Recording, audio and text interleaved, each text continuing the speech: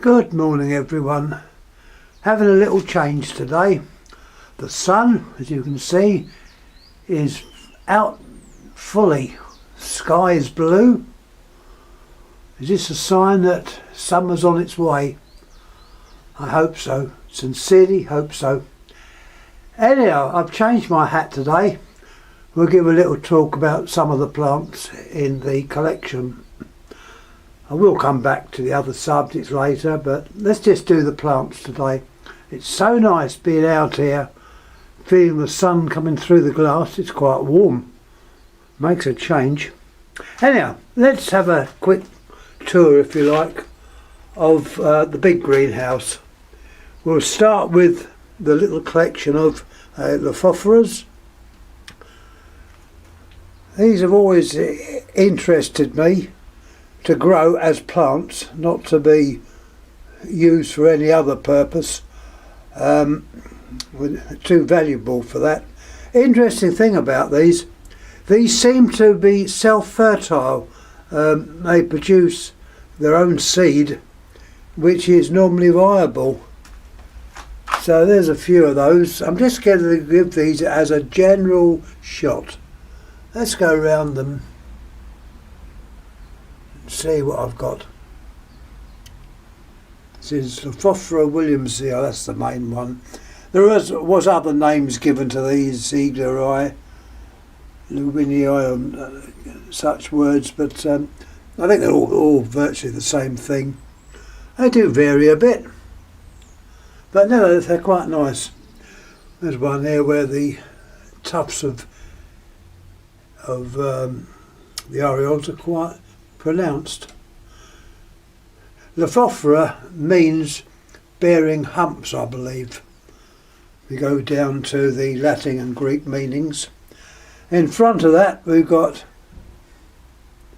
if I can show it nice, I have to make sure I'm showing it right because it's quite bright in here and can't always see. Now this should be Ariocarpus retusus. Ariocarpus agavioides, resembling an agave. Got another nice little one in the front here. That's you'll have to forgive me, I do forget some of the names at times, and as most of these labels had been sun bleached and the names had vanished, it's unfortunate. There's a couple more of the Phoferas. As you see, I do like these. Here we've got you'd almost think there was two plants growing in this pot, but there's not. There's the older form at the back and the young ones. As you see, they look totally different. If you saw them in the wild growing separately, you'd think they were different species, but they're not.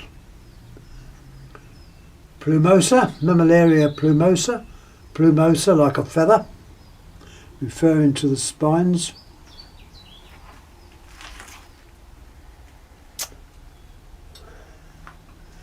We come up now to a plant I had several years, picked this up at one of the cactus do's. It's Homolocophila texensis. I use the old name. I accept the old name. A lot of new names have been changed, like the Echinophosphilo cactus. I use that name as well.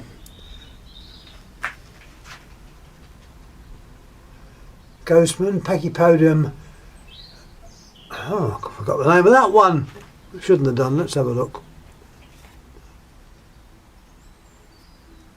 Namaquanum. Pachypodium namaquanum. Very slow grower. This has still got its nice set of leaves at the top. They call these half ghost men, I believe. Mammillarias. Two hybrid agaves. These are hybrid ones that have been bred. I'm not normally in favour of these recently bred plants. All my lithops of the old variety. We might just skim over them a bit later. And I'm going to speed up a bit. Lichtenberger Principus, a smaller one.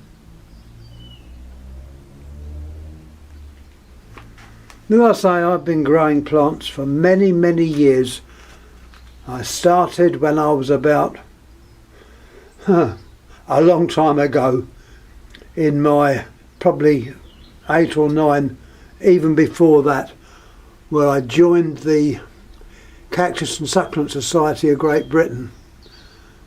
That was the first cactus society in England, or the first one of any size. And I remember the history about that, being told that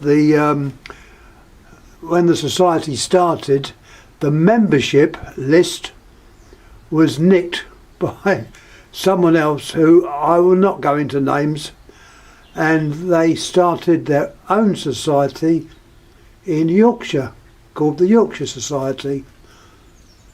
That became the National, and the GB Society remained the GB Society, and it was through this that the merger of the two societies would never go on while the earliest members of the societies and the founder members of the GB mainly, I mentioned Arthur Border, Ernie Shirley, they knew what had happened, that their list had been nicked. And a little bit of history there. Anyhow, that's all water under the bridge. The two societies have now merged, and it's now called the British Cactus Society. I was responsible for helping out with the new badge, which they no longer use. But it was a combination of the GB badge and the national badge. So early days, and these were interesting times. Unfortunately, with COVID, lots of things have been changed, and in a way it's a great pity. That's my heater fan. I've turned it off while I give this little video. I'm hoping the battery's going to last out. We've got a few more smaller plants. There's Pachypodium brevicaule. You've got a little Xeriosicyus at the back there, Xeriosicyus stanghii. That's a plant from the dry regions in Madagascar. I won't go through all the names of these, it'll take me a long, long time.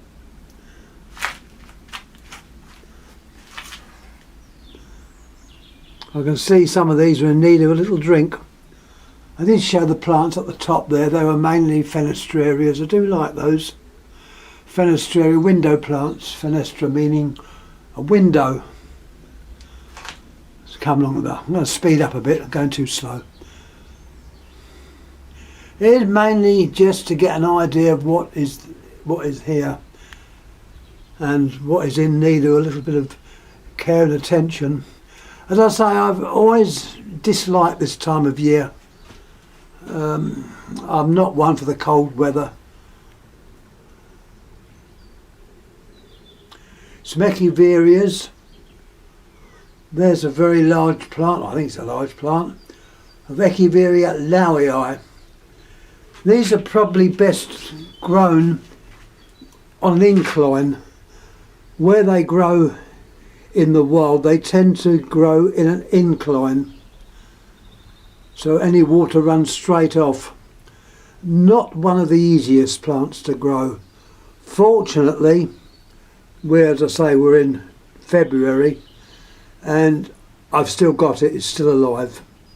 So I'm rather pleased about that. As I say, some of these caduciform plants are not always that good. Mitrophyllums at the back, not looking very good. They're probably getting to the age when they're going to be due to be propagated. Mesems tend to have a limited life. In the front, you've got a few other plants. Oh yes, I'll take this up. If you should by any chance get any pests,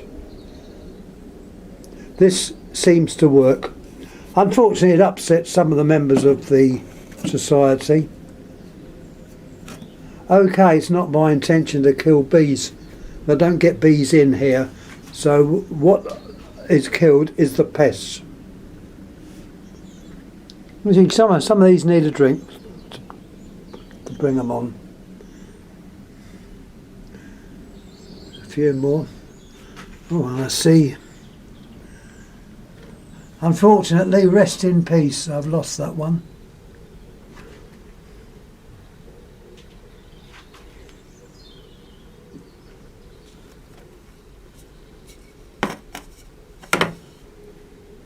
If you can't get Raid, go to your local Asda. Same stuff, but use with care. Please use with care. If you're in a greenhouse like it is here and you spray, make sure you spray at one end, working towards the door, and then getting out, closing the door, and don't re-enter for a while, because the fumes are quite strong, and if you're not careful you could collapse, which wouldn't do you any good. There's a Laudia Phoferas, another plant from Madagascar. Now note, I might put deliberate mistakes in here, so if I do and they're picked up, it shows that it's good that you've looked and worked out. Never know, I might have said something wrong already, so keep watching. There's my Phoferas at the back. I can show it nicely. Unfortunately, the lighting in here is nice, but I can't always hope that it's in focus. Phoferas resurgens. Had this plant for many years. It came from a grower in Switzerland. Ulig, is his name Yeah, Ulig, I think his name. No, that's not the name. It was a well-known grower in Switzerland of cacti, and this is going back a very long time. As I say, my memories do go back a while. Few lithops, as I said earlier, these are all named ones.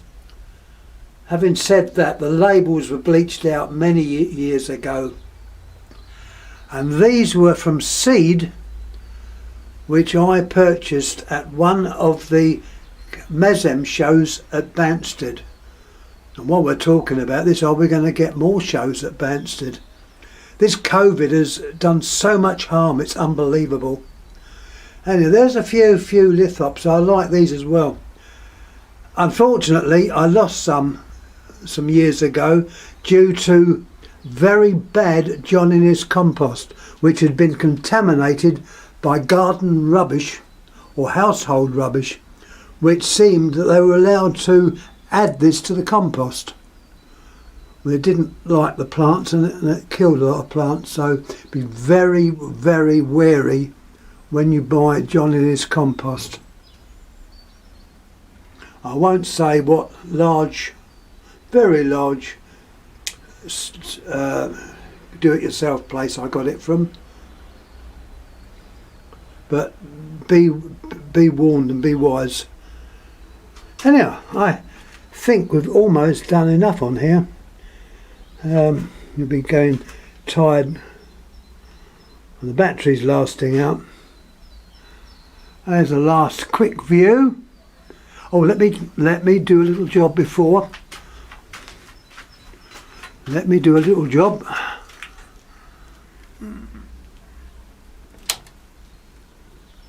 That's not the one. No.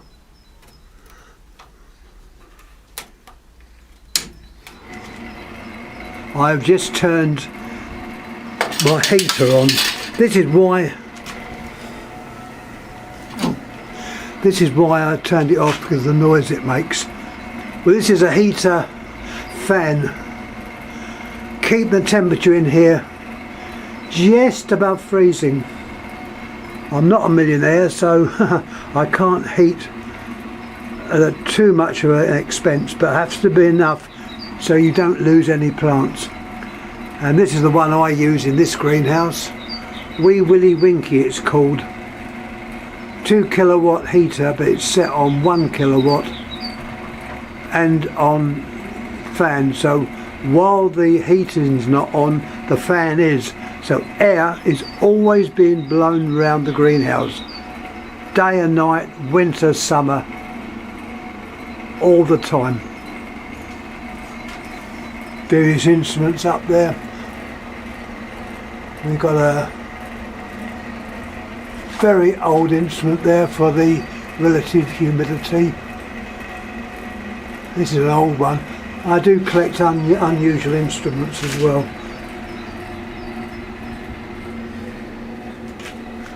Anyhow, I hope you enjoyed. I'm going to put this up. Excuse the mess at this end. This is like a propagator, but not in use at the moment. Some beautiful electrics there, which I've had going for many, many years. Continental fuse box. Every greenhouse is separately fused. There's a meter there, which you can see, I think. Yep. And that does the outside temperature and the inside temperature. And it's a souvenir from one of our older members who left us many years ago, Bob Reed, who was a very keen grower, and he had some very interesting plants. Unfortunately, he's no longer with us. He had a beautiful test tubing area which went to Keith Grantham, and unfortunately I mention his name because he's no longer with us. Scares me because I'm nearly 80, so let's hope, try and keep going. Anyhow, as you see, I love talking. I'm going to clear down now, so any comments please make. I don't always answer them on the thing. I'll answer them like on a next video. It's the easiest way of doing it. I'd like to thank all you that have mentioned in my other videos of the well, lamps, telephones, you name it. So many thanks. Anyhow, thanks again. Thank you.